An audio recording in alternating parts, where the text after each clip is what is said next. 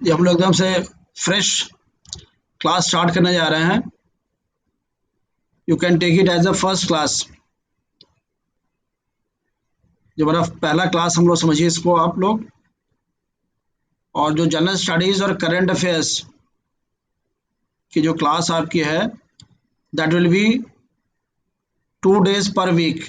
हफ्ते में आपका 2 दिन होगा आपका, जिसमें हम लोग इंडियन पॉलिटी एंड कॉन्स्टिट्यूशन ये तो पूरा कंप्लीट कवर करेंगे। इसके अलावा करंट अफेयर्स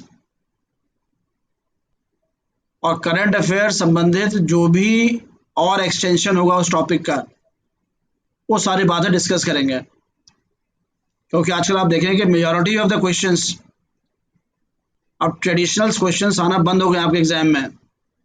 जो भी क्वेश्चंस आ रहे हैं, चाहे हिस्ट्री के, आप हिस्ट्री का छोड़ सकते हैं, आप ज्योग्राफी हुआ, इकोनॉमिक्स हुआ, पॉलिटी हुआ, साइंस हुआ, एनवायरनमेंट हुआ,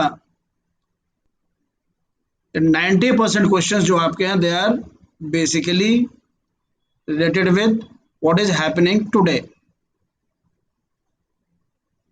तो देश विदेश में क्या चल रहा है, साइंस से कौन से इश्यूज हैं, एनवायरनमेंट के कौन से इश्यूज हैं, इंटरनेशनल कौन से इश्यूज हैं, नेशनल कौन से इश्यूज हैं, पॉलिटी एंड कॉन्स्टिट्यूशन के कौन से इश्यूज हैं, इन पर आप नज़र रखेंगे, तब जाके आपके ज्योग्राफी, साइंस, एनवायरनमेंट, इन सब के क्वेश्चंस आपके सही होंगे। दैट मीन्स आपको डे टू डे इवेंट्स का बहुत इन डेप्थ जानकारी आपको करनी होगी, और उसी पर्पज से आपकी क्लास है फ्राइडे एंड सैटरडे। और जब आपका फ्लो बढ़ जाएगा क्लास का, तो फिर हम लोग और उसको थोड़ा सा डिटेल डिस्कस करेंगे, क्योंकि आपके सिविल सर्विसेज में भी काम आएगा। स्टार्ट हम लोग करेंगे इंडियन कॉन्स्टिट्यूशन, पॉलिटी और प्लस करंट अफेयर्स का जो बेसिक बेसिक बातें अभी 2-4 क्लास जब आपके हो जाएंगे, then will start discussing in detail. ठीक है। और जो हमारा कंटेंट है, जो हमारा रेफरेंस है, वो बेसिकली जो हिंदू न्यूज़पेपर है, इंडियन एक्सप्रेस न्यूज़पेपर है, और राज्यसभा टीवी, और जो करंट अफेयर्स का प्रोग्राम आता है,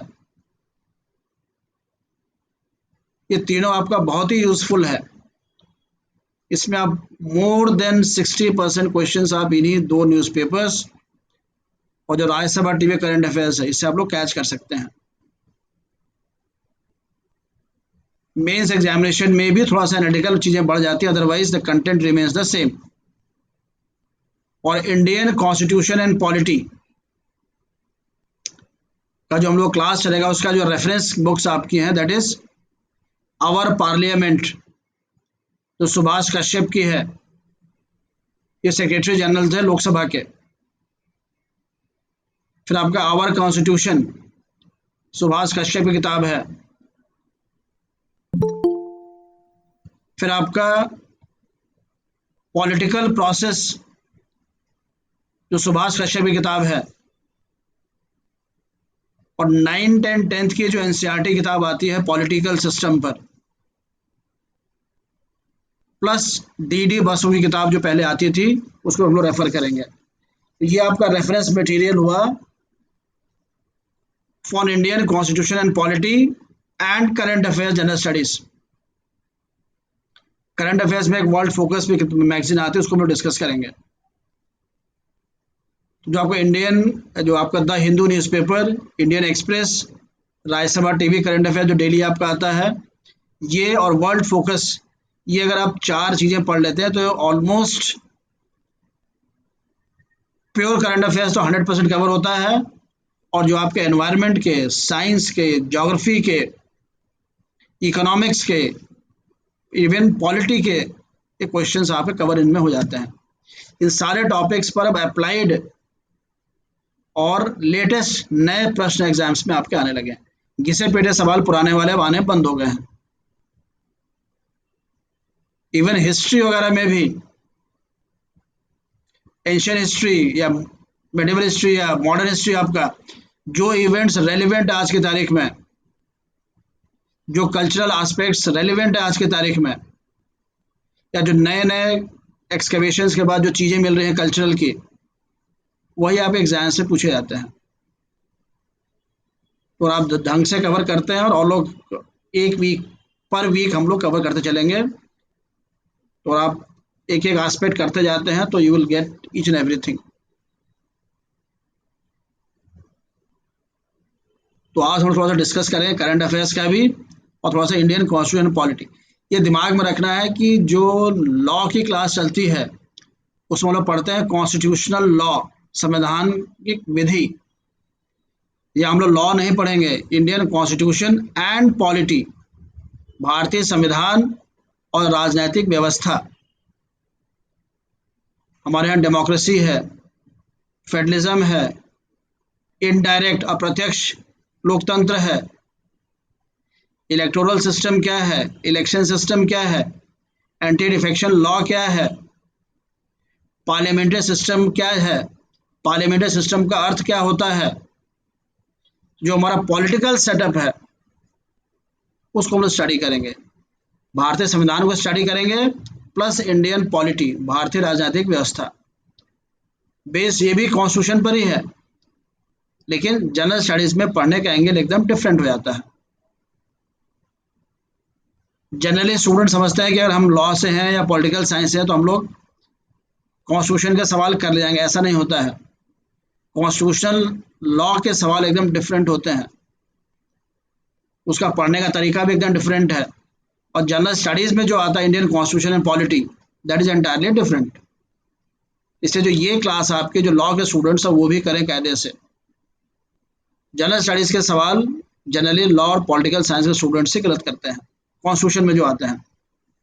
तो ये जो क्लास है that will basically deal with Indian constitution and polity, राजनीतिक व्यवस्था, पॉलिटिकल सिस्टम क्या हमारा है, फर्स्ट पास पोस्ट सिस्टम क्या है, पार्लियामेंट्री सिस्टम क्या है, इलेक्शन सिस्टम क्या है, पंचायत व्यवस्था, राज्य सरकार, केंद्र सरकार, ये सरकारें कैसे बनती हैं, इनका इलेक्शन सिस्टम क्या है, इनके इलेक्शन डिस्प्यूट्स कहाँ जाते हैं।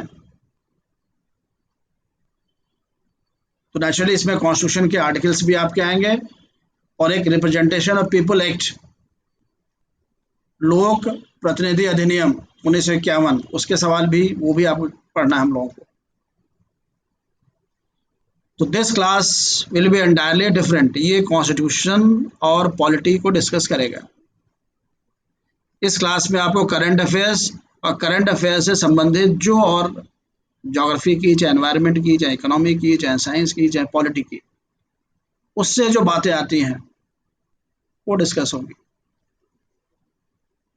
तो अगर आप इसको बहुत ढंग से फॉलो करते हैं, इसके बाद जाके नोट्स बनाते हैं, कई चीज़ ऐसी होंगी जो क्लास में बता दूंगा कि ये चीज़ है, इसको जाके आप पढ़ लीजिए। अब आपको किताब उठानी है, ढूंढनी है, पढ़नी है, तो आपके नोट्स बनते जाएंगे।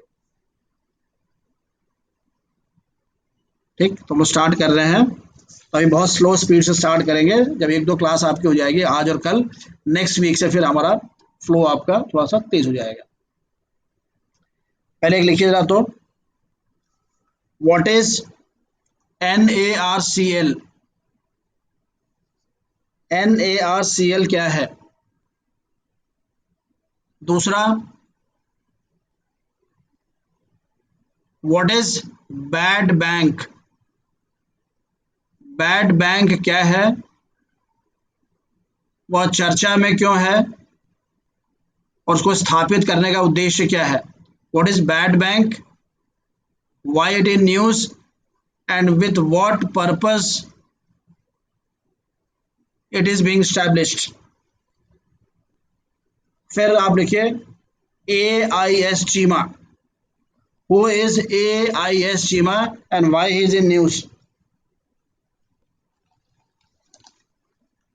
अब लिखिए व्हाट इज ऑकस, AUKUS,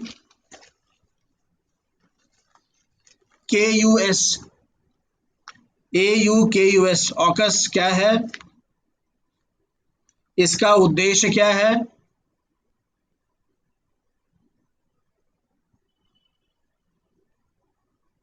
और इसका विरोध किस लिए है। What is AUKUS, AUKUS, why it has been established, and who all are opposing it. अगला है where is Hussain Sagar lake, Hussain Sagar lake कहां पर है। नेक्स्ट लिखिए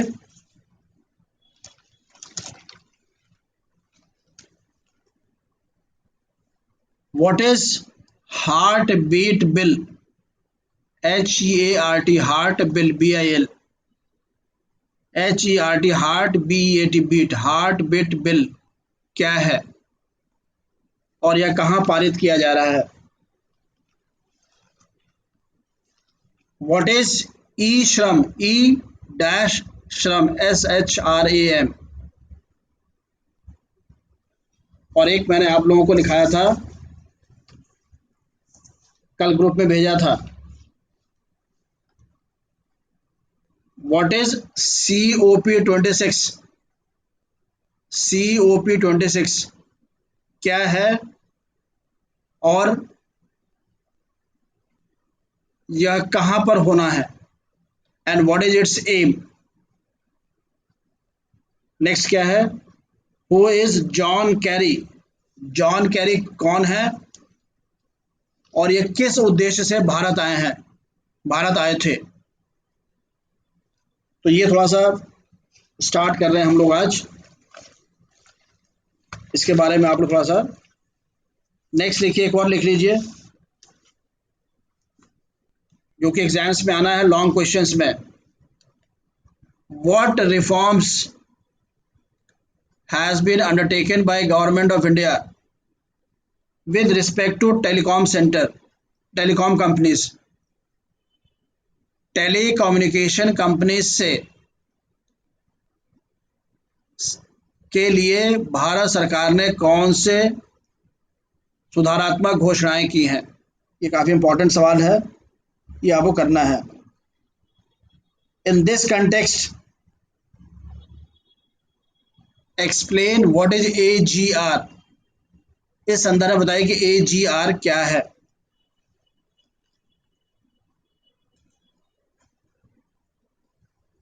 और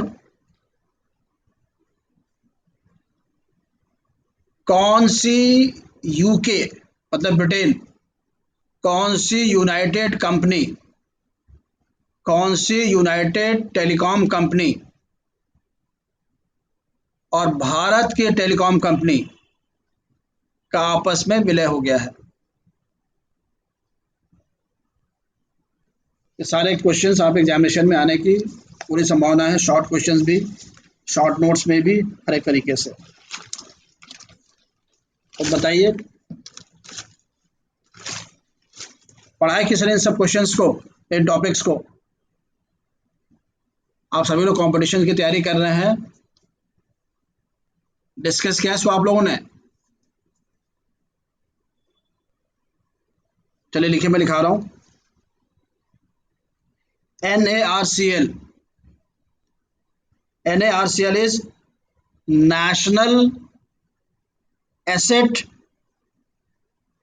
reconstruction company limited, NARCL national asset reconstruction company limited.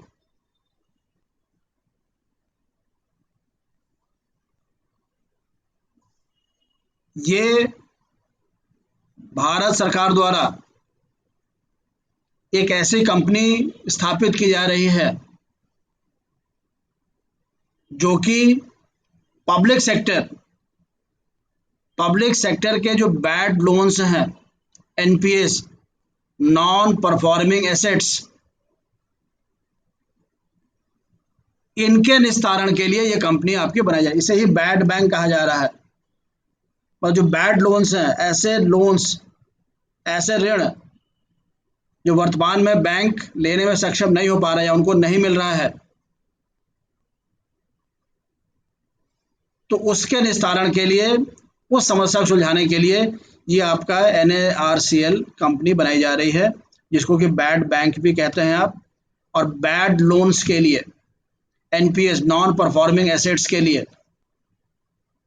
तो ये कंपनी उस जो नॉन परफॉर्मिंग एसेट्स हैं उनका निस्तारण करेगी। मेन प्रॉब्लम क्या हमारे बैंक्स में आजकल, जो एनपीएस आपके हैं, जब बैंक की बैलेंस शीट बनती है तो बैंक में जो एसेट्स आपके हैं, इतना तो बैंक में कैश रखा हुआ है और बैंक ने कई लोगों को ऋण भी दिया हुआ है, लोन भी दिया हुआ है। जब आप किसी को लोन देते हैं तो क्या है, उसको आप अपना एसेट मान के चलते हैं। अगर आपने व्यक्तिगत रूप से किसी को पैसा दे रखा है तो मान चलते हैं कि मेरे पास इतना पैसा है, इतना मेरे बैंक में रखा है, इतना मैंने ऋण दे रखा है। तो कहने के तो आप मानिए कि प्रॉफिट में चल रहे हैं। अपना ऋण, जो आपने ऋण दे रखा है, उधार दे रखा है, और जो आपके पास एसेट है, उन दोनों को मिलाकर आप अपने आप को धनी समझ रहे हैं। लेकिन जो आपने ऋण दे रखा है वो कभी वापस नहीं आ रहा है। They are called non performing assets, NPS जो आपके हैं। तो बैलेंस शीट जो अकाउंट बुक्स हैं वो तो बैंक के लगते हैं कि प्रॉफिट में है, लेकिन एक्चुअली में वो एसेट उनका नहीं है और वो बैंक्स ढंग से काम नहीं कर पा रहे हैं एनपीएस की वजह से। तो उन एनपीएस को कैसे निस्तारित किया जाए, कैसे इस समस्या से पब्लिक सेक्टर बैंक्स को उबारा जाए, तो भारत सरकार ने ये अलग से बनाया है। तो सारे एसेट्स जो है, ये एनपीएस जो बैड लोन्स है, सारे के सारे इस कंपनी को ट्रांसफर हो जाएंगे। और इसके लिए सरकार कुछ पैसे की व्यवस्था भी इस कंपनी के लिए करेगी, एनएआरसीएल के लिए, जो बैंक्स को देंगे और ये फिर एनपीएस को वसूलने का प्रयास करेंगे। बेसिकली जो अकाउंट बुक्स में प्रॉफिट बैंक्स में दिख रहे हैं लेकिन एक्चुअल में एसेट्स नहीं है, उस समस्या से जूझने, उस समस्या से निजात दिलाने के लिए बैंक्स के लिए, बैंक्स को ये चीज आपकी स्थापित की जा रही है। तो जनरल स्टडीज में इतना जानना पड़ेगा। एक आपके लिए हर जगह बैंक्स रिफॉर्म्स में आपके पॉइंट हो जाएगा ये, और ऑब्जेक्टिव के लिए शॉर्ट नोट से भी 20 वर्ड्स में 50 वर्ड्स में भी ये चीज आपके लिए इंपॉर्टेंट। नेक्स्ट आपका क्या है, मैं लिखा था आपको AIS चीमा, लिखिए। AIS Cheema has been restated as the acting chairman of National Company Law Appellate Tribunal, NCLAT, national company law appellate tribunal. हमारे देश में आप देखो, आप अगर अखबार पढ़ रहे होंगे तो ट्रिब्यूनल्स को लेकर काफी समस्याएं हैं। ट्रिब्यूनल्स में सरकार ने ट्रिब्यूनल्स तो बना दिए हैं लेकिन वहां पर नियुक्तियां नहीं है। एक वो समस्या आजकल लगातार अखबारों में आप पढ़ रहे होंगे। सरकार मतलब सुप्रीम कोर्ट ने यहाँ तक आई, अगर आप नहीं करेंगे तो हम आपके खिलाफ एक्शन लेंगे, कंटेम्प्ट एक्शन लेंगे। भारत सरकार के खिलाफ कंटेम्प्ट कार्रवाई चल रही है कि ट्रिब्यूनल्स में नियुक्तियां उन्होंने नहीं कर रखी हैं। कोई बताएगा ट्रिब्यूनल्स का प्रावधान कॉन्स्टिट्यूशन में कहां पर है?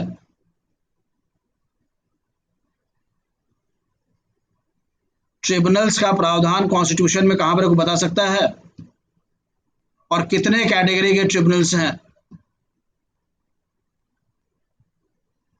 पहली चीज तो ट्रिब्यूनल्स होते क्या हैं? ट्रिब्यूनल्स मतलब न्यायाधिकरण। जो हमारे देश में जो न्यायिक व्यवस्था है, जो न्यायालय है, basically district court, high court और सुप्रीम कोर्ट, ये एक बेसिकली ट्रेडिशनल लीगल सिस्टम हमारे यहाँ है। लेकिन जब से व्यापार बढ़ा, जब से कॉन्ट्रैक्ट्स, एग्रीमेंट्स, बिजनेस एक्टिविटीज बढ़ी आपकी, तब से अलग अलग प्रकार की समस्याएं आने लगी। ठीक, article 323 capital A, article 323 capital A में ट्रिब्यूनल्स की व्यवस्था है। ये आप लोग पढ़ के आइएगा, आप एग्जाम्स में आने वाला, हर एक लॉ के हर एग्जाम्स में ट्रिब्यूनल्स के बारे में प्रश्न आने वाला है। पहले तो किस आर्टिकल में है? आर्टिकल 323 कैपिटल ए, और कितने कैटेगरी के ट्रिब्यूनल्स की बात की गई है और किस प्रकार के ट्रिब्यूनल्स की स्थापना सेंट्रल गवर्नमेंट करेगी और किस प्रकार के ट्रिब्यूनल्स की स्थापना स्टेट गवर्नमेंट करेगी, ये बाकायदा कॉन्स्टिट्यूशन में दिया हुआ है। तो जो ट्रिब्यूनल्स आपके हैं, जब हमारे देश में प्रशासनिक व्यवस्था, बिजनेस एक्टिविटीज अलग प्रकार की होने लगी, तो अलग अलग प्रकार के लीगल डिस्प्यूट्स आने लगे। तो विशेष प्रकार के न्यायिक विवाद, जो लीगल डिस्प्यूट्स हैं, उनको सॉल्व करने के लिए जो आपके ये ट्रेडिशनल सिस्टम आपका है, district court, high court, supreme court, ये थोड़ा सा उस चीज को केटर नहीं कर पा रहे थे। दो कारण उसके, एक तो वैसे इन पर लोड ज्यादा, इन न्यायालयों पर, तो अलग प्रकार के विशेष प्रकार की समस्या आने लगी। तो स्पेसिफिक प्रकार की समस्याओं के लिए ट्रिब्यूनल्स की व्यवस्था की गई, जिसमें कि विशेष प्रकार के ही विवाद उसमें जाएंगे। जैसे आपका सेंट्रल एडमिनिस्ट्रेटिव ट्रिब्यूनल, केंद्रीय प्रशासनिक न्यायाधिकरण, जितने सेंट्रल गवर्नमेंट के लोग हैं, सर्विस मैटर्स, वो कैट में जाएगा आपका। Industrial tribunal, income tax tribunal, ऐसे कंपनी मैटर्स के लिए NCLT, national company law tribunal, और नेशनल कंपनी लॉ ट्रिब्यूनल के बाद अपील कहाँ होगी, national company law appellate tribunal, अपीली न्यायाधिकरण। तो ये आपका है एआई सीमा। AFT, armed forces tribunal, army matters के लिए। इस समय DRT, debt recovery tribunals, banks के लिए। डीएआरटी, डेट एपेलेट, मध्य प्रदेश के लोग भी लखनऊ जाते हैं, इलाहाबाद आते हैं डीआरटी में, क्योंकि ट्रिब्यूनल्स तो हमारे एनवायरमेंट ट्रिब्यूनल, तो न्यायाधिकरण तो पूरे देश में हर प्रकार के कामों के लिए सरकार ने बना दिए, लेकिन उसमें न्यायाधीश अधिकारियों की, न्यायिक अधिकारियों की नियुक्ति नहीं कर रखी है। उसी को लेकर विवाद चला लगातार, एक महीने देखेंगे आप, कंटेंट प्रोसीडिंग सुप्रीम कोर्ट ने चला रखा है भारत सरकार के खिलाफ। और कल यहाँ तक आई, अगर आप नियुक्ति नहीं करेंगे तो हम लोग नियुक्ति कर देंगे उसमें। तो क्वेश्चन लिखिए, व्हाट आर ट्रिब्यूनल्स, न्यायाधिकरण क्या होते हैं, और न्यायाधिकरण में tribunals, what procedure is adopted in tribunals, न्यायाधिकरणों में कौन सी प्रक्रिया का पालन किया जाता है, क्या उसमें इंडियन एविडेंस एक्ट लागू होता है, क्या उसमें सीपीसी लागू होता है, सिविल प्रोसीजर कोड, यही सारी बात देखनी है आपको एज ए लॉ स्टूडेंट। ऐसे भी आ सकता है, शॉर्ट नोट्स आ सकता है, आएगा सब जरूर सवाल आपका। और कॉन्स्टिट्यूशन में इसका क्या प्रावधान है, तो आर्टिकल 323 क्लॉज ए 1-2 करके उसमें है, जिसमें कि सेंट्रल गवर्नमेंट ट्रिब्यूनल्स अलग बनाएगी, स्टेट गवर्नमेंट्स अलग बनाएगी, बाकायदा उसमें लिखा हुआ है। हालांकि ट्रिब्यूनल्स का टॉपिक हम लोग डिस्कस भी करेंगे, तो एक आपका करंट का ये स्पेसिफिक टॉपिक है ट्रिब्यूनल्स, इसमें शॉर्ट नोट्स, जनरल स्टडीज सवाल, एसए का सवाल, ये सारी बातें। एक सवाल एग्जाम में अक्सर आता है, एसए आता है, ADR, alternate dispute settlement mechanism, मतलब जो ट्रेडिशनल हमारा न्यायिक व्यवस्था है उससे अलग हटकर। तो ट्रिब्यूनल्स के बारे में आप लोग स्टडी करिएगा, कॉन्स्टिट्यूशन के क्या प्रोविजंस हैं, किस अमेंडमेंट से आया, 42nd अमेंडमेंट से आया, किस अमेंडमेंट से आया, और किस प्रकार सुधार की उसमें आवश्यकता है, वर्तमान विवाद क्या है, ये देखिए। नेक्स्ट आइए आपका ऑकस, AUKUS, लिखिए। ऑस्ट्रेलिया, यूके यूनाइटेड किंगडम, और यूएस आपका यूनाइटेड स्टेट्स, ये 3 countries, AUKUS is a alliance of these 3 countries. This is the latest security alliance. तो पहली बात देखिए, ऑकस में AUKUS, this is an alliance of Australia, United Kingdom and United States. Second point, it is the latest new security alliance, यह सुरक्षा के लिए गठबंधन है। इसे सिक्योरिटी अलायंस होगा क्या इसमें? Third, this alliance will help Australia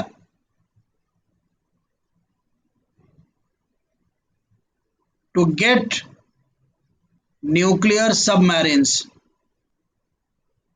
परमाणु रहित पनडुब्बियां। तो बेसिकली ऑकस आपके सिलेबस में भी है और इम्पॉर्टेंट है आपका। ऑकस तीन देशों का ग्रुप है, सिक्योरिटी अलायंस है, जिसके तहत ऑस्ट्रेलिया को न्यूक्लियर सबमरीन से ये सब इक्विप करेंगे, उनको देंगे। Basically this group is going to be in the Indo Pacific region. जो इंडो पैसिफिक क्षेत्र है, इसके सिक्योरिटी के संदर्भ में ग्रुप बना हुआ है। और निश्चित रूप से इसका अपोज कौन करेगा? निश्चित रूप से इसका अपोज जो करेगा आपका, that will B China. China इस समूह का सबसे ज्यादा विरोध कर रहा है। कारण, आपने चाइना सी का नाम सुना होगा, लिखिए जरा तो। चाइना सी कहाँ है और इस क्षेत्र में चीन का किन किन देशों से विवाद चल रहा है, और विवाद के स्थल कौन कौन से हैं? स्प्लेटी आइलैंड्स डिस्प्यूट चल रहा है, पेट्रोलियम का डिस्प्यूट चल रहा है, जापान चल रहा है। तो तमाम, तो ये एक अलग टॉपिक हम लोग का डिस्कस होगा। ये देखिए, इस समूह को बनाने के संदर्भ में ऑकस ग्रुप ने दो बातों पर विशेष ध्यान दिया है।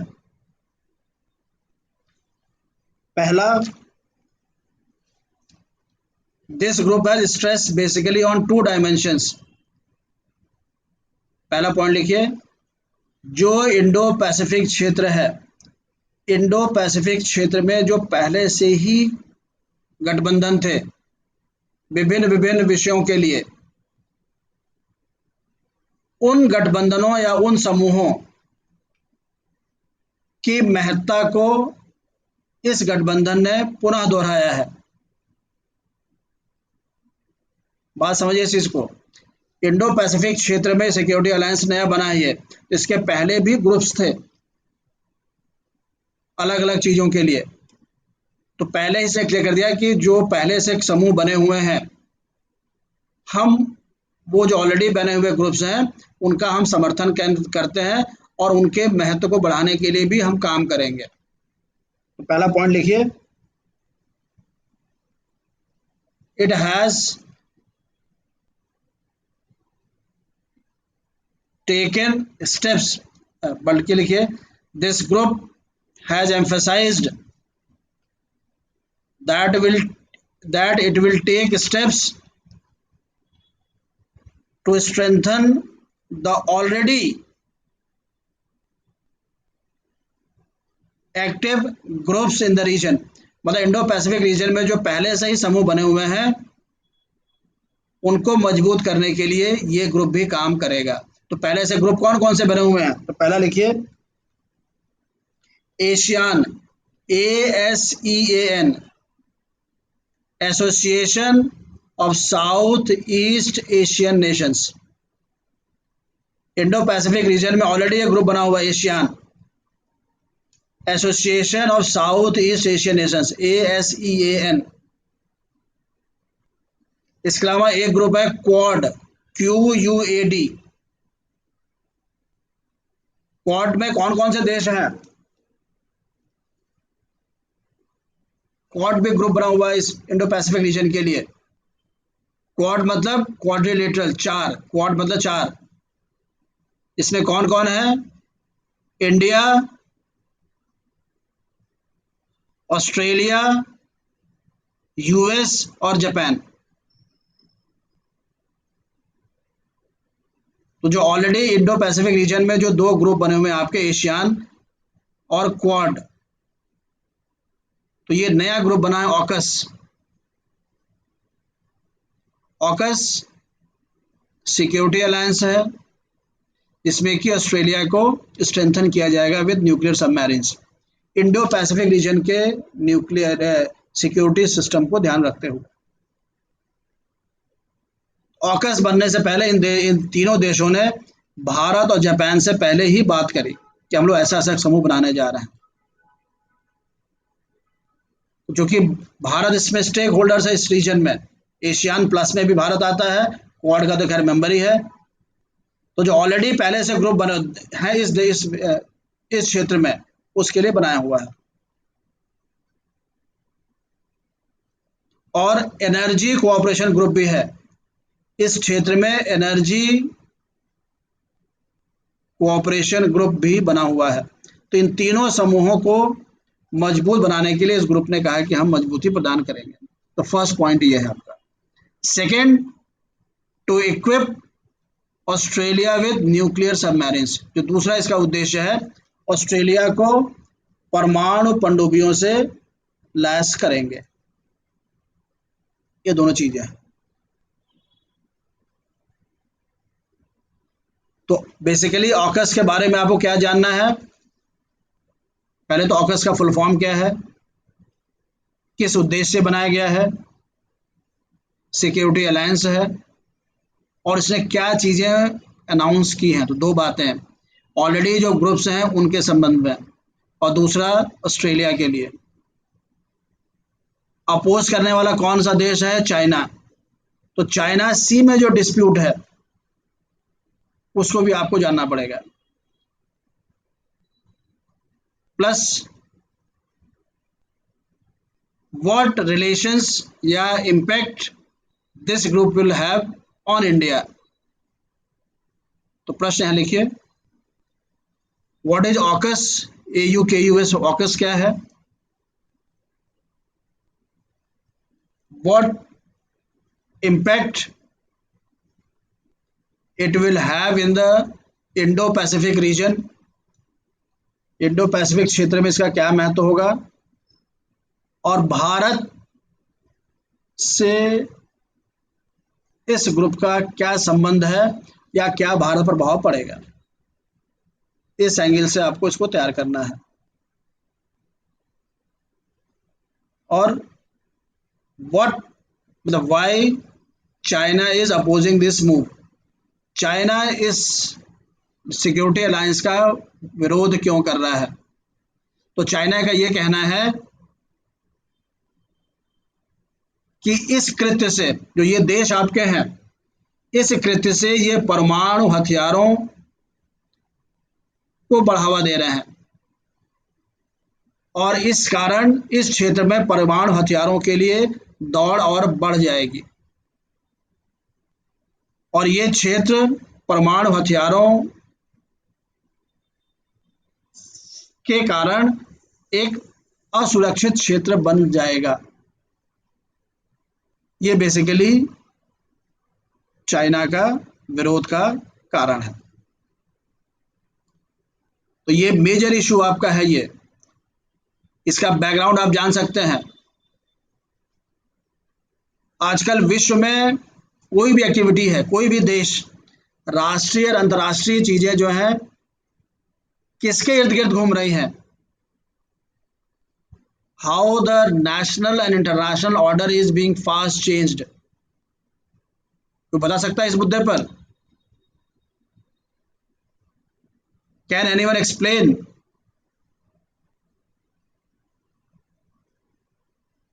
On what issues today the world is focusing more? तो लिख लीजिए इसको। पहला चीज, फर्स्ट, इमरजेंस ऑफ चाइना, जो चीन का विश्व में मजबूती से उदय होता जा रहा है। इस कारण सारी गतिविधियां बाकी देशों की भी प्रभावित हो रही हैं, चाहे अमेरिका हो, चाहे आपका यूरोप हो, इवन भारत भी। तो जो घटना विश्व में घट रही है लास्ट 10 साल से, बल्कि 2 साल से, और समझ लीजिए आप, चीन का जो बढ़ती हुई ताकत है, उसको लेकर सारी राष्ट्रीय अंतर्राष्ट्रीय गतिविधियां नया शेप ले रही हैं। दूसरा, फॉल आउट ऑफ कोविड। जो कोविड है, इसके कारण जो पूरे विश्व में प्रभाव पड़ा है, कोविड के कारण परिस्थितियां विश्व में सारी बदल रही हैं। सब लोग अपने आप को उस हिसाब से व्यवस्थित कर रहे हैं। तो कोविड के कारण जो इकोनॉमिक सिस्टम फेल हुआ है, सोशल सिस्टम में डिस्टर्बेंस आया है। तीसरा, क्लाइमेट चेंज। जो जलवायु परिवर्तन का सिस्टम बदल रहा है, क्लाइमेट चेंज विश्व के हर गतिविधि को प्रभावित कर रहा है। देश विदेश की नीतियां, अंतर्राष्ट्रीय नीतियां सब क्लाइमेट चेंज के इर्द गिर्द घूमने लगी हैं। आप देख रहे हो लगातार सितंबर के महीने में आज तक धुआंधार बारिश हो रही है। और चौथा आपका टॉपिक है origin of corona. Origin of corona को लेकर भी विभिन्न देश रिएक्शन दे रहे हैं। और जो पांचवी घटना घट गई है अब, withdrawal of American forces from Afghanistan and establishment of Taliban government Afghanistan. ये 5 गतिविधियां जो विश्व में हैं, इसकी वजह से हर देश की अपनी गतिविधियां, अपनी नीतियां, अपने कार्यक्रम प्रभावित हो रहे हैं। अंतर्राष्ट्रीय गतिविधियां प्रभावित हो रही हैं। इन पांचों को आपको समझना पड़ेगा किसी भी राष्ट्रीय विषय को समझने के लिए, अंतर्राष्ट्रीय को समझने के लिए, या कोई निबंध लिखने के लिए। तो पहला, इमरजेंस ऑफ चाइना। दूसरा, बैकड्रॉप ऑफ कोविड। इसमें की सारी बातें हैं, इकोनॉमिक सिस्टम भी, हर चीज। दूसरा, जो क्लाइमेट चेंज हो रहा है, जलवायु परिवर्तन जो हो रहा है, ओरिजिन ऑफ कोरोना को लेकर। चौथा, अफगानिस्तान की स्थिति को लेकर। पूरे विश्व के सब देशों की जो नीतियां बन रही हैं, उनके केंद्र में ये 5 जो घरेलू नीतियां हैं, जो डोमेस्टिक पॉलिसीज हैं, उसके केंद्र में भी ये 5 चीजें हैं। जब भारत को ले लीजिए आप, किस प्रकार से अपने इकोनॉमिक सिस्टम को बनाए जिससे कि कोरोना जैसी या जलवायु परिवर्तन जैसी चीजों पर काबू पा सके। तालिबान जो उधर आ रहा है, चाइना जो बढ़ रहा है, इंटरनेशनल ट्रीटीज जो हो रही हैं, नेशनल जो पॉलिसीज बन रही हैं, इन बात को आपको 5 बातों को समझना होगा।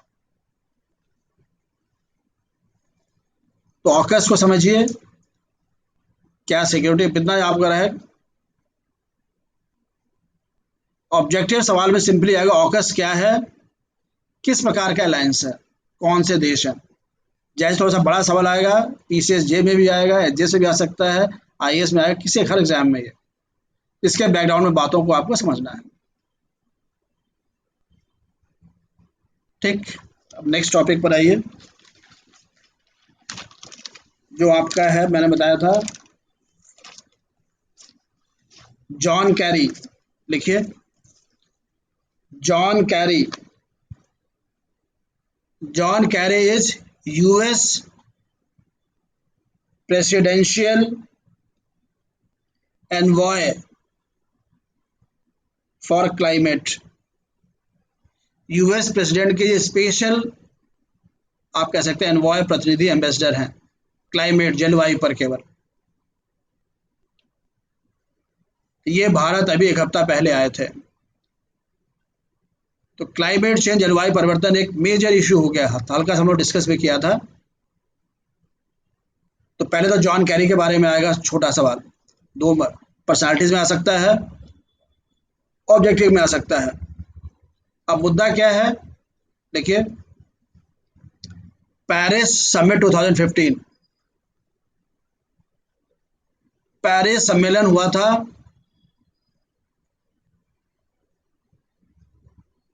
जिसको कि बोलते हैं आप COP21,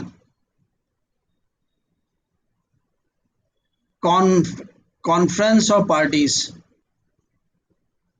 COP21। ये होता है UNFCCC,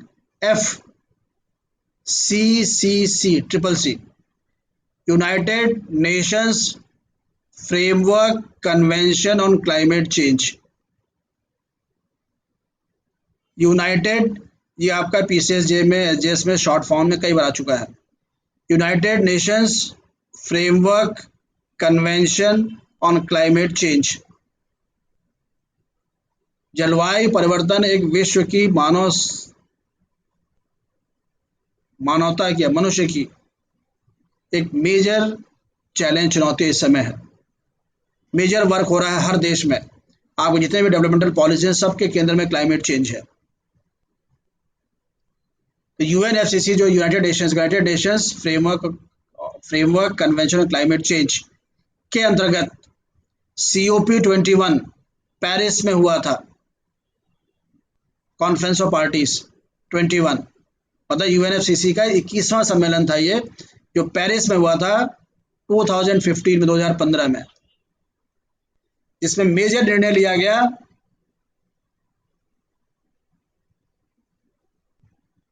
कि इस सेंचुरी में जो ग्लोबल वार्मिंग है उसको हम लोगों को 2 डिग्री सेल्सियस तक रखना है। ये डिसाइड होता पेरिस समिट में। लेकिन इधर पिछले 2 वर्षों से अब टारगेट क्या बनाया जा रहा है, it should be reduce to 1.5 degree Celsius. Point clear है? ये यूएनएफसीसी आपका मेन है। इस समय पेरिस समिट सारी बातें चल रही थी, इसका टारगेट था 2 डिग्री सेल्सियस इस सेंचुरी तक रखना है। अब इस साल होना है COP26, कॉन्फ्रेंस ऑफ पार्टीज का सम्मेलन 26 नंबर होगा, नवंबर के महीने में, यूनाइटेड किंगडम में इस वर्ष, जिसमें यह कहा जा रहा है कि टारगेट हम लोगों को 1.5 तक लाना है, और 1.5 डिग्री सेल्सियस तक टारगेट लाना है। तो उसके लिए सारे देशों से कमिटमेंट मांगा जा रहा है कि आप क्लाइमेट चेंज को रोकने के लिए, खासकर ग्लोबल वार्मिंग को रोकने के लिए, खासकर कार्बन उत्सर्जन रोकने के लिए कुछ कमिटमेंट है वो करिए, हर देश करे। जो कि सबसे बड़े एमिटर कौन है, कार्बन उत्सर्जन करने के सबसे बड़े एमिटर कौन है? America, China, India. India 3rd number पे कहा जाता है, हालांकि अलग इशू बाद हम लोग आएंगे, बस बेसिकली कुछ बात बता दूं आपको। तो जॉन कैरी इसीलिए आए कि भारत से कमिटमेंट लिया जाए कि भारत कार्बन उत्सर्जन को कम करे, जिससे कि 1.5 डिग्री सेल्सियस का जो टारगेट है, एम है 2050 तक, सॉरी क्या कहते हैं, इस सेंचुरी तक। इसके लिए भारत ने कोई कमिटमेंट नहीं किया है, क्योंकि भारत की अपनी अलग नीतियां हैं, अलग एनर्जी रिक्वायरमेंट्स, अलग इशू है। आपको याद रखना है COP21 2015 में पेरिस में हुआ था, UNFCC कराता है, इसका टारगेट ये था। अब टारगेट इस साल कम करने का प्रयास किया जा रहा है, तो पूरे विश्व में कवायद चल रही है कैसे कैसे करना है। तो जॉन एफ कैरी भारत में आए थे और भारत से कमिटमेंट लेने के लिए, कमिटमेंट क्या देखिए, net zero carbon emission, net zero carbon emission, इसको बोलते हैं कार्बन न्यूट्रलिटी। पहले भी हम लोग एक बार डिस्कस कर चुके हैं। कार्बन न्यूट्रलिटी बाय 2050, सन 2050 तक कार्बन न्यूट्रलिटी का संकल्प भारत ले। नेट जीरो मतलब कार्बन एमिशन जीरो हो जाए। तो यहाँ कार्बन न्यूट्रलिटी से मतलब है आपका, भाई कार्बन का एमिशन तो होगा ही, अगर आपको अपना डेवलपमेंट विकास करना है तो आपको एनर्जी चाहिए। एनर्जी मतलब कार्बन जलेगा, फॉसिल फ्यूल्स जलेंगे, तो कार्बन का एमिशन होगा। लेकिन जितना आप कार्बन का उत्सर्जन करें, कार्बन एमिशन करें, उतना ही किसी न किसी तरीके से उस कार्बन को एब्जॉर्ब करने का भी तरीका बना लें, ताकि आपके हिसाब से न्यूट्रल हो जाए। जैसे पेड़ लगा दिया आपने, पेड़ जो है कार्बन को एब्जॉर्ब करते हैं। अगर 10 ग्राम आप कार्बन छोड़ रहे हैं तो 10 ग्राम को एब्जॉर्ब। तो ये नेट ज़ीरो कार्बन न्यूट्रलिटी 2050 तक अचीव करने के लिए भारत से कमिटमेंट लेने के लिए यहाँ पर आए थे। भारत ने हालांकि कमिटमेंट नहीं किया अभी, क्योंकि भारत का कहना है कि हम अभी नहीं कर सकते हैं, अभी हमारी एनर्जी कंजम्पशन ज़्यादा है, हमारा कार्बन एमिशन हमारे यहाँ ज़्यादा होगा, अभी हमको डेवलपमेंट चीज़ें करनी है। ठीक, नेक्स्ट पॉइंट लिखिए। इस संदर्भ में जॉन कैरी ने John Kerry launched in India, देखिए, US India climate action and finance mobilisation dialogue. इन्होंने भारत में एक बकायदा प्रोग्राम लॉन्च किया, US India climate action and finance mobilisation dialogue. मतलब भारत और इनमें एक लगातार वार्ता चलेगी, इसका पर्पस वही है, नेट जीरो के लिए।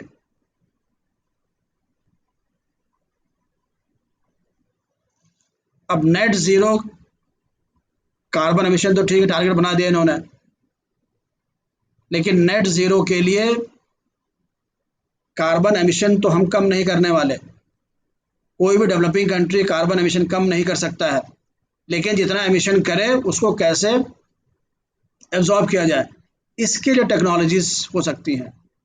इसमें पैसा लगेगा, इसमें टेक्नोलॉजी चाहिए, या फिर कार्बन एमिट ना करने वाली हम लोग एनर्जी प्रोडक्शन सिस्टम अपनाएं। तो net zero neutrality, carbon neutrality के लिए दो तरीके हैं,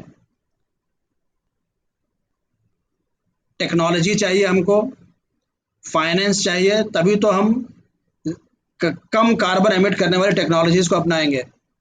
जैसे आपका सोलर एनर्जी है या और भी चीज़ें आपकी हैं, तो उसके लिए फाइनेंस चाहिए, पैसा चाहिए, टेक्नोलॉजी चाहिए।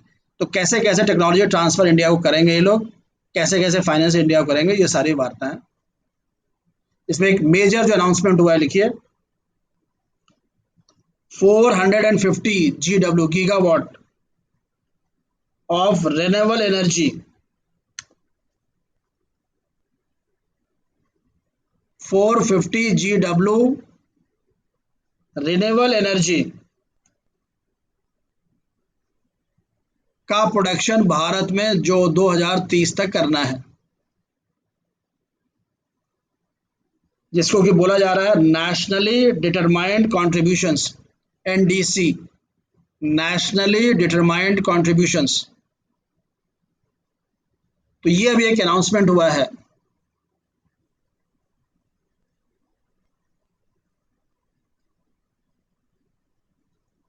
तो आपको ध्यान रखना है, UNFCCC, United Nations framework convention on climate change का जो COP21 जो समिट हुआ था पेरिस में 2015 में, उसमें जो टारगेट था डेट वाज 2 डिग्री सेल्सियस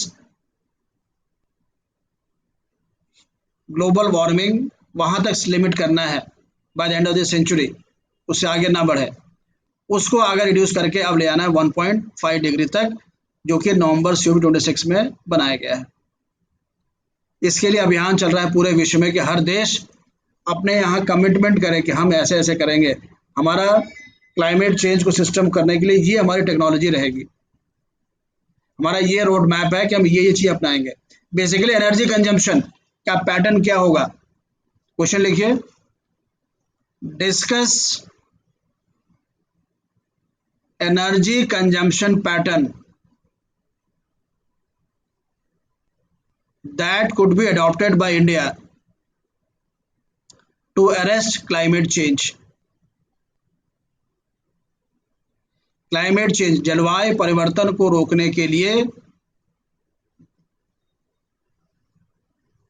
किस प्रकार का ऊर्जा का उपभोग पैटर्न भारत में किया जाए, एंड व्हाट एफर्ट्स या what help is being given by the international community to each other.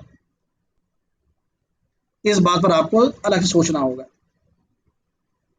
आपको ध्यान रखना है Paris 2015, COP21, UNFCCC 2 degree Celsius था आपका, अब टारगेट ये है। तीसरा, कार्बन न्यूट्रलिटी को 2050 तक अचीव करना होगा। कार्बन न्यूट्रलिटी मतलब जितना कार्बन आप एमिट करेंगे उतना ही कार्बन आप एब्जॉर्ब भी कर लेंगे, चाहे जो भी तरीका अपनाएं आप। इसके लिए टेक्नोलॉजी चाहिए, फाइनेंस चाहिए और रिन्यूएबल एनर्जी का प्रोडक्शन चाहिए। तो उस कंडीशन में भारत में 2030 तक 450 गीगावाट GW रिन्यूएबल एनर्जी के प्रोजेक्ट पर अमेरिका भारत को सहायता प्रदान कर रहा है। इसीलिए जॉन एफ कैरी आपके आए थे। बेसिकली जो अमेरिका का जो नया प्रशासन है क्लाइमेट चेंज पर ज़्यादा जोर लगा रहा है। मैंने आपको पहले बताया, इस समय सारी गतिविधियां पूरे विश्व में, चाहे इंटरनेशनल एक्टिविटीज़ चाहे नेशनल एक्टिविटीज़, उनके केंद्र में चाइना का जो राइज हो रहा है वो है, क्लाइमेट चेंज का मुद्दा है, अफगानिस्तान का मुद्दा है, कोविड, आफ्टर कोविड किस ढंग से परिस्थितियां, किस तरीके से व्यवस्था की जाए, और ओरिजिन ऑफ कोरोना। इन्हीं 5 के इर्द गिर्द सारे national international policies, plans, programmes, नीतियां, सारी चीजें बन रही हैं। इसको आपको इशू को समझना पड़ेगा। तो ये आज हम लोग टॉपिक थोड़ा सा थे। अब आगे से हम लोग डिटेल और डिस्कस किया करेंगे इसको, लेकिन आप नोट्स में कन्वर्ट करेंगे, नोट्स में कन्वर्ट करेंगे तब जाकर आपके लिए फायदेमंद होगा ये। एक और लिख लीजिए जरा, तो जस्टिस अरुमुगा स्वामी कमीशन, जस्टिस अरुमुगा स्वामी कमीशन किस लिए था ये? देखिए, this commission was set up to inquire the death of Jayalalitha in the hospital.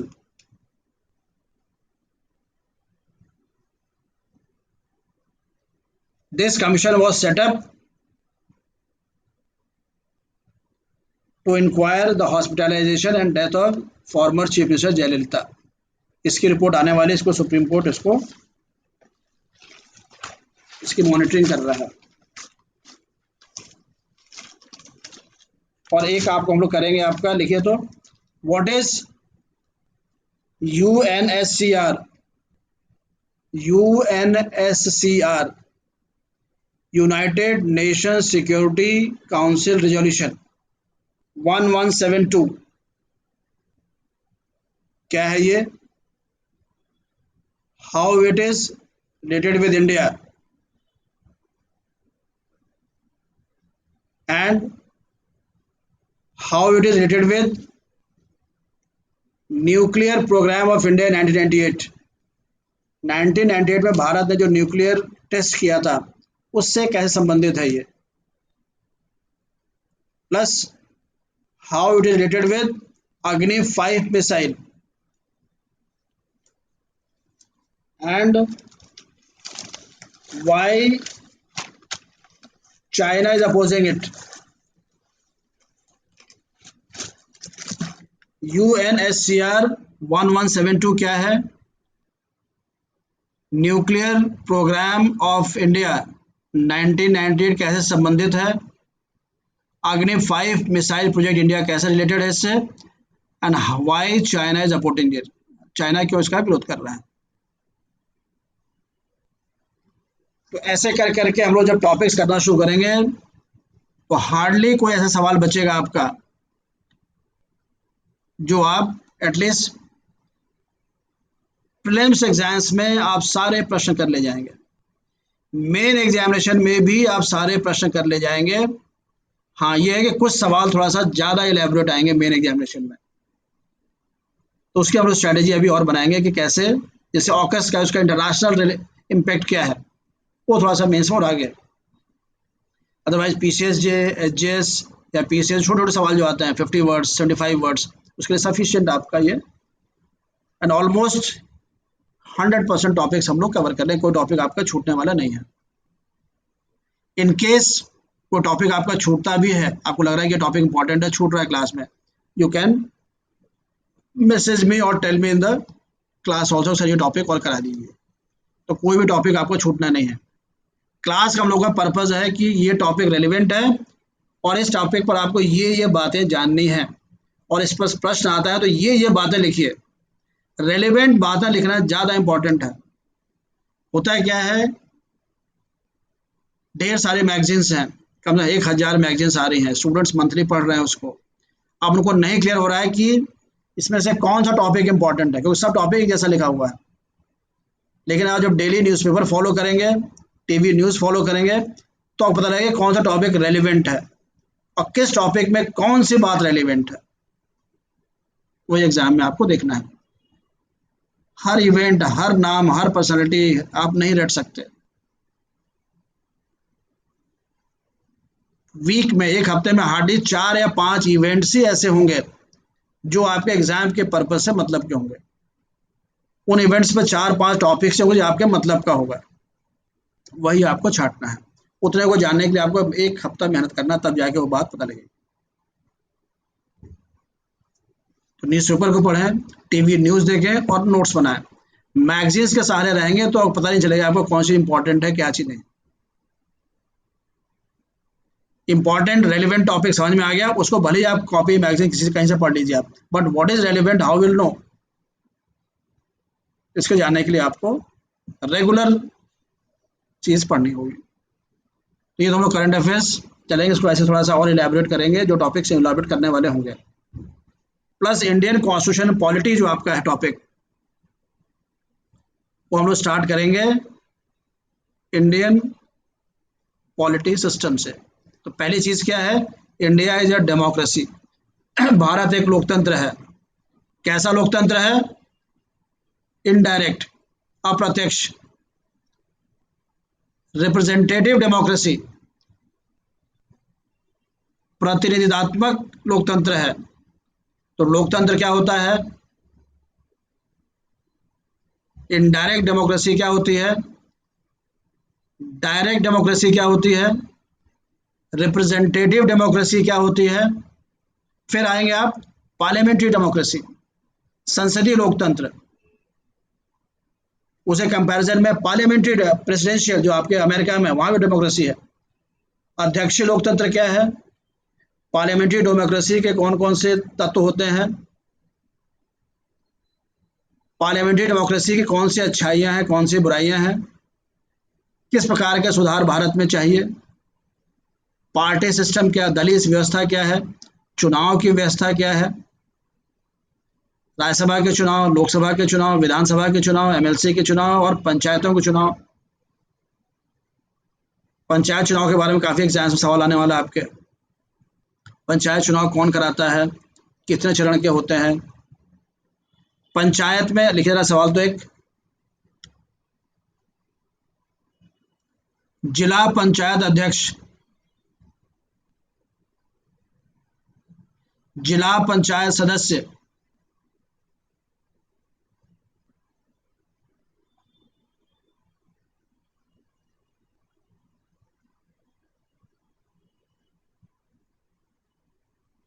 क्षेत्रीय सदस्य,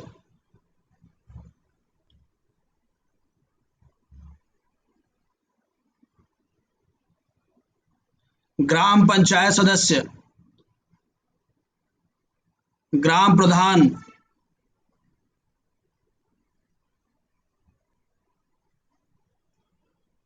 और क्षेत्रीय अध्यक्ष कौन होता है, ब्लॉक प्रमुख। इनमें से कौन से चुनाव अप्रत्यक्ष होते हैं और कौन चुनाव प्रत्यक्ष होते हैं। In these post, which posts are directly elected and which are indirectly elected, gram panchayat, gram Pradhan, block प्रमुख, क्षेत्रीय सदस्य, जिला पंचायत सदस्य, जिला पंचायत अध्यक्ष, इनमें से किसके इलेक्शन डायरेक्ट होते हैं, किसके इनडायरेक्ट होते हैं। इलेक्टोरल रोल, जो आपका चुनाव मतदाता सूची कैसे बनती है, कोई विवाद होता है तो कैसे निस्तारण होता है, चुनाव विवाद होता है तो कौन निस्तारण करता है, इलेक्शन पिटीशन क्या होता है, इलेक्शन कमीशन क्या होता है, इलेक्शन कमीशन स्टेट का कैसा है, इलेक्शन कमीशन सेंटर का कौन सा है, ये आपका पॉलिटिकल सिस्टम है। इसको जनरली आप कॉन्स्टिट्यूशनल लॉ में नहीं पढ़ते, लेकिन एग्जाम्स में ढेर सारे सवाल आते हैं।